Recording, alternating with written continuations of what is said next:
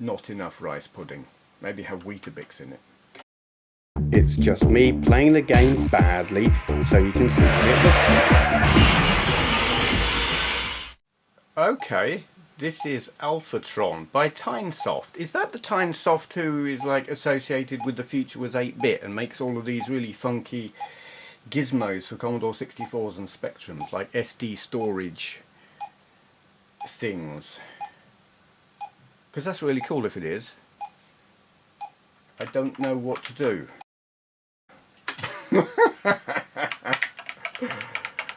This is what happens when you've got a game with no instructions. You lose badly. Don't press the asterisk key. Oh, holy crap. Oh my. Okay. Now, whoops. Oh my, oh, I like that. Okay. Oh. Come on. Come on. Chase it. Chase it.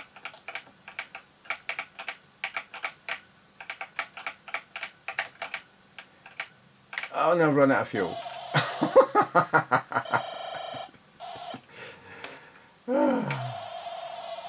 I've got no idea. I mean, are we meant to be landing somewhere? Maybe. I don't know. Can we land here?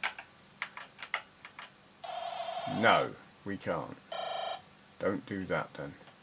What happens if we go the other way? We run out of something. This is interesting. I've got no idea how to play it, but I do like the movement because the movement was really smooth and quite fluid. Game over, man. Stop doing that. I've already lost my control. What did I do? That's what I did. Come on, take off. Let's go this way. Can't go that way. We've got to go this way. I mean, what? Oh. So, can we land here? No, we can't. Okay then. Do we chase the missile and then come back here? I think I died. Stop doing that. It's a nice little flying saucer. I'd like, I don't know, rice pudding in it. It looks like a bowl that should have rice pudding in it. Come on, come on. And we're out of fuel. Not enough rice pudding. Maybe have Weetabix in it. Let's try again. Do stop glitching, please, computer. That's just not what we want. Stop it. Stop it. Don't do that.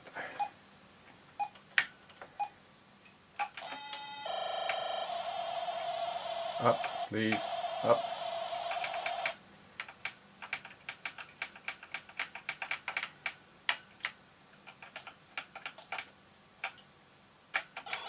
Right, now let's go back, if we can, and see. I'll give over. Come on, up.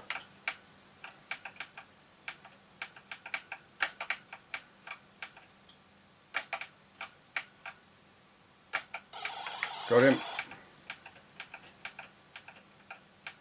Now let's be a bit more careful with the landing. Oh, what, another one? Arse. Can we go back? Ah, crashed again. Well, we have a score of 400. I've got no idea. Oh, there's a radar there. Is that what that is? With the block? Yes, it sort of is.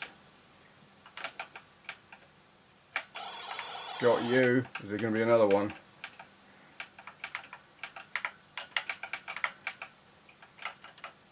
Do I refuel? I do refuel. I'm getting the gist of this. I'm going to be the hero of something. Can't go any further that way. But they'll come back on the other side. won't they? Because that's how things work around here. But I'm going to die before I get anywhere, because I can't land a spaceship, even one with rice pudding in it.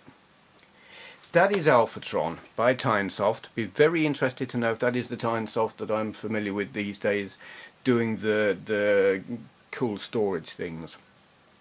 Yeah, I like that. It's interesting. I do wish my Electron was not glitching quite the way it is. That's a bit annoying. Never mind. We'll cope. I'm a hero. I can cope with these things. Okay, thanks for watching. Okay, today's question for Q&A. Actually, it's going to be a couple of questions because my answer to the first one is going to be kind of short. Questions for Q&A. First one from RPKVids. Link to his channel down there. Question for Q&A. What do you think of the Runabout series of games? I like them a lot. They're like cheap versions of Crazy Taxi, but with a lot more of them. To them. Yes, to them. And they don't take themselves too seriously. Not that I think Crazy Taxi takes itself too seriously. I think they have a lot of charm. My answer to this was going to be never seen them, played them, heard of them, anything about them, and that was going to be that. But I thought that's too lazy even for me. So I went and had a look at some videos. The first video I saw was Runabout 2 on the PS1. And it looks fun. It looks...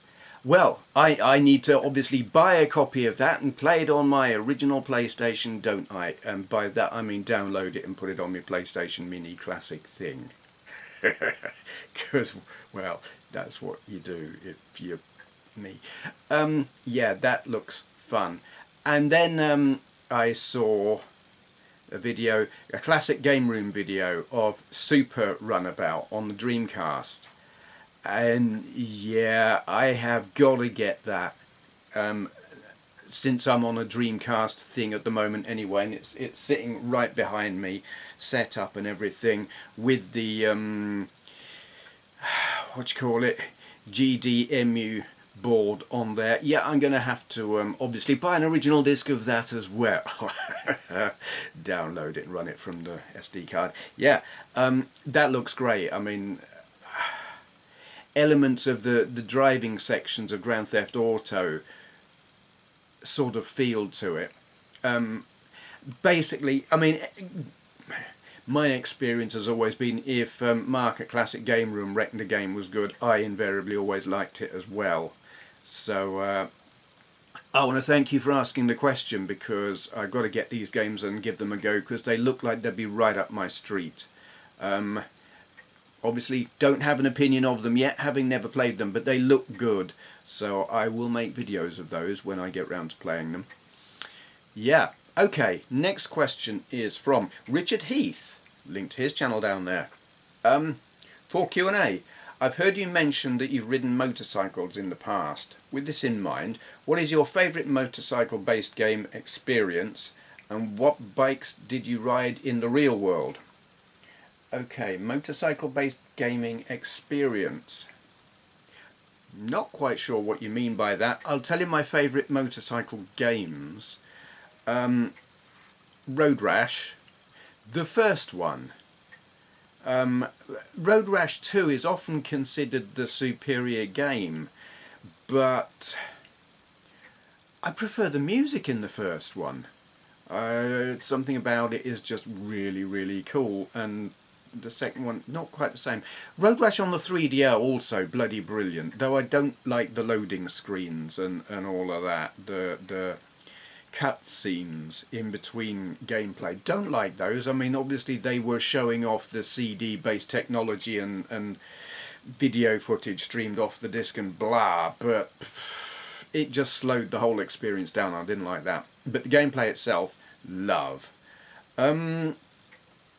Also, motorcycle game, No Second Prize on the Commodore Amiga. Flat shaded polygons, super silky smooth frame rate, controlled with the mouse. Brilliant, love it. Very unique visual style. Haven't seen there have been other motorcycle games that look similar, but haven't played as well. They haven't had the frame rate. Thalion, I think it was, who programmed that. They pulled off some serious magic with the hardware to get that frame rate like that. Bloody awesome. And I'm also thinking arcade gaming experience. Super Hang-On, it was cool having the sit-on bike that you tilted and everything, but I kind of wasn't really very good at it. But Manx TT Superbike, you got the bike to sit on, and this was bigger, this was altogether more impressive.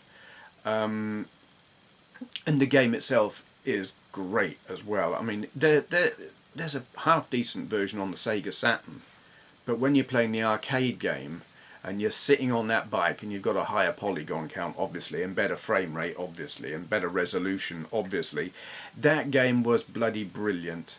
The only reason I didn't play it to death was it was an arcade game, and it was an expensive one at that. I think it was about £1 a time where I played it, which was at the Point Cinema Complex in Milton Keynes. So we're going back a while, but I do remember playing it a couple of times and thinking, this is brilliant. Yeah. What motorbikes did I ride? Okay. My first was a moped. It was a Honda Karen, which was literally, it was a shopper. It had like plastic running boards and leg protection from the weather and stuff, and more embarrassing than that, it had a basket on the front, on the, not on the handlebars. I don't think it was one where you turned the bars and the basket moved with it, though it might have been. It definitely had a basket on the front. I mean, just so embarrassing. And the only reason I was able to ride that and not be ridiculed to hell and back was I was the first kid in school to have a moped, because I was the oldest kid in school. But it was like the first day of the final year in school. 5th year, September the 2nd, maybe the 3rd, 1985, I rolls up in and parks up in the car park on me moped, and all the other kids are like, holy crap, he's got a moped. It was a shit one, but it was more than anyone else had got in the whole year. So that was cool for a bit. Daft experience on that bike. I rode it in a manner that you shouldn't ride a moped of that type, which was as fast as it would go, which wasn't very fast at all. It was slow. But there was a hairpin bend by the church in a little village called Whittlebury, and it was a tight corner. Now this moped would only do 30 miles an hour, but if you took that hairpin at 30 miles an hour, you had to lean the thing over so far that the running boards would touch the road and lift the back wheel off of the road. And I did that by accident, not intending to do that. Oh my god. Yeah, scared. I don't know how I didn't fall off. Should have fallen off. Scared the crap out of me. Wound up on the wrong side of the road. I think I must have counter steered, which lifted the thing up and put the back wheel back down.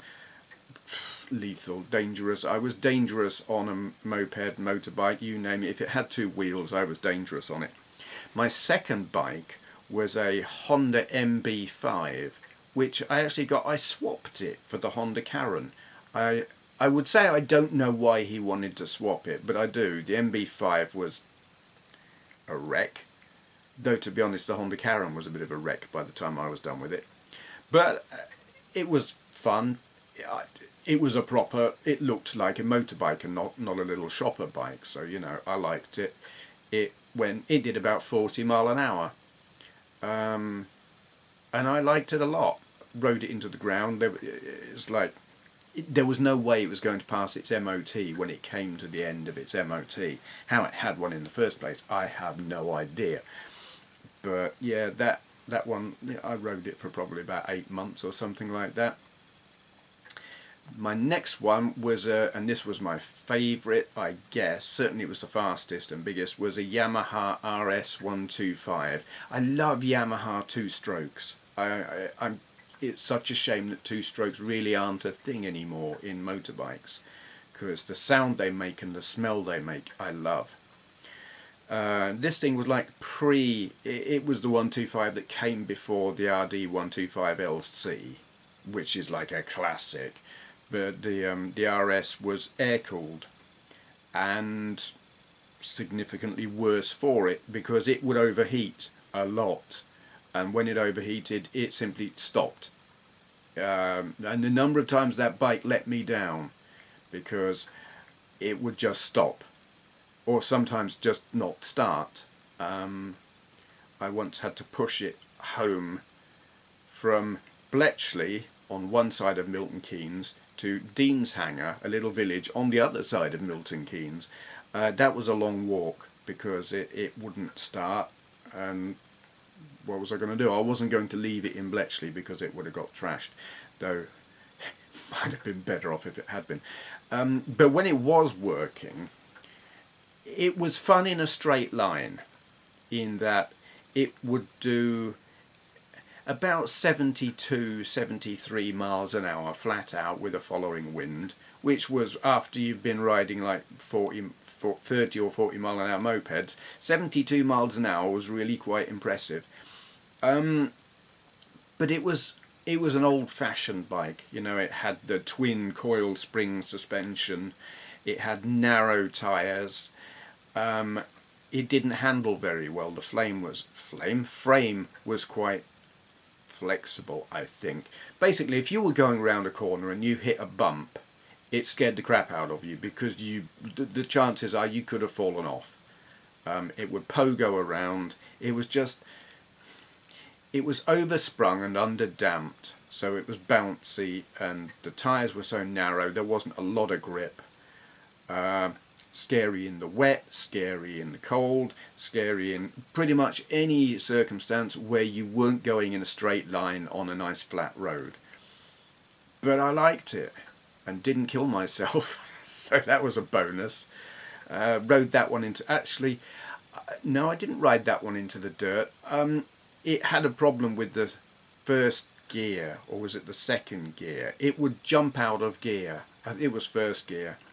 You put it in first, you'd go, and then it would jump out of gear back into neutral and rev itself like through the roof, which was not good because it invariably did that every time I left the house and went for a ride somewhere. And it's like, if it's 3 o'clock in the morning and you go for a ride and all of a sudden you're screaming the knackers off the bike because it's jumped out of gear, the neighbours don't like it. So I took it apart with the intention of fixing it, but I didn't get round to putting it back together again because I wasn't very good at mechanics, and I'm still not.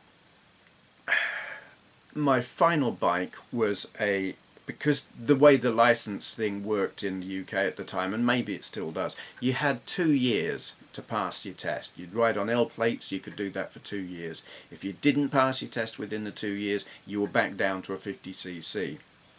I didn't pass my test within the 2 years, so I ended up back down on a 50cc, which was a Yamaha FS1E, the at that time fairly ubiquitous Fizzy. And it was a racing Fizzy.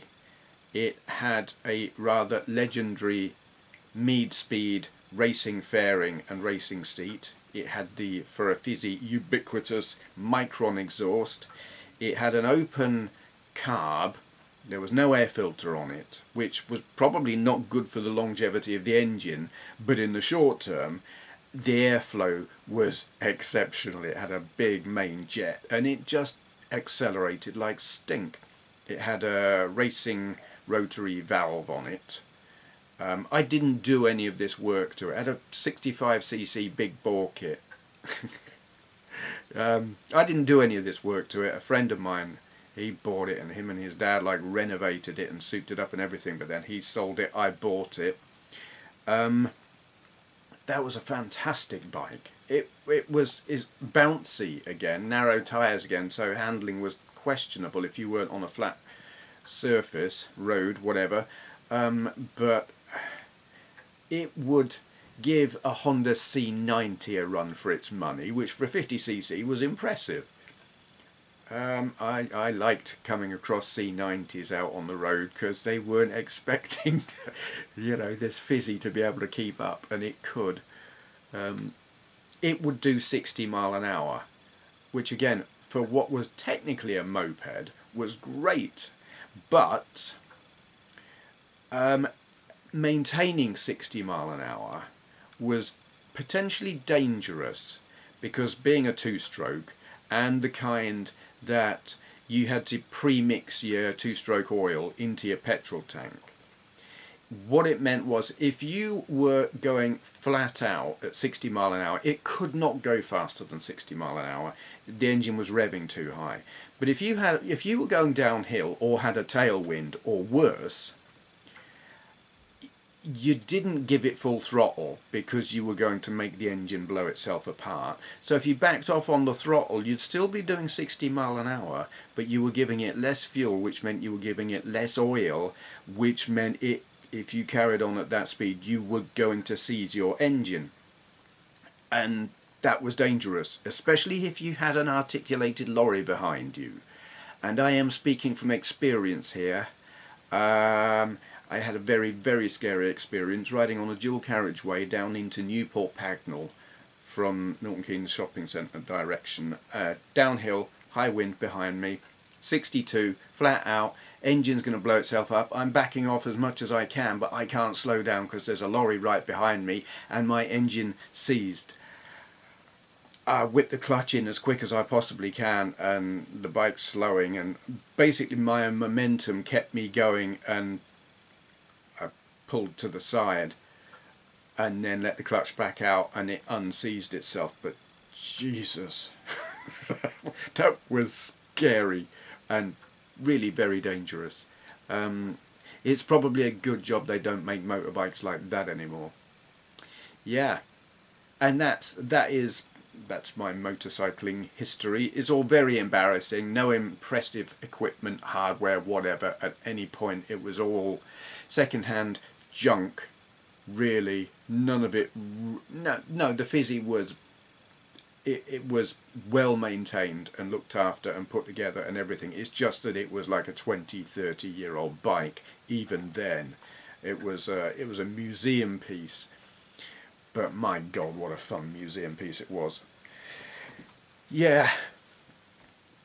So, no experience of proper respectable motorbikes with decent sized engines or anything.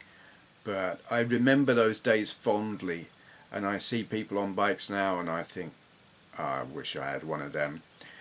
But I was dangerous then, I would be dangerous now. And I don't know my ways around here as well as I used to. As well as I used to when I was in Milton Keynes. I don't know my way around here really at all. And it's like, it's not... I used to explore on my bikes. I got to know all of the villages and everything around Milton Keynes and Northamptonshire and Buckinghamshire. And I knew where I was going. Driving a car is not the same. It's not as good for exploring. And I don't have the inclination that I did on a bike to just like get in my car and go for a drive and follow my nose and see where it takes me. Bikes are like that. They're great for that, where cars aren't. But even then, I wouldn't get another one. I like living. I want to stay alive probably longer than I would if I had a bike again. Yeah, still miss having them. Okay. If you've got a question you would like answering in a video like this, ask your question in the comments below. Begin with for Q&A, so I know not to just answer it in the comments. And thank you for watching. Ah, there you are. Have you finished polishing the silverware like I asked you? Yes? Splendid. Here's 50 pence. Now, go and click the subscribe button like a good peasant.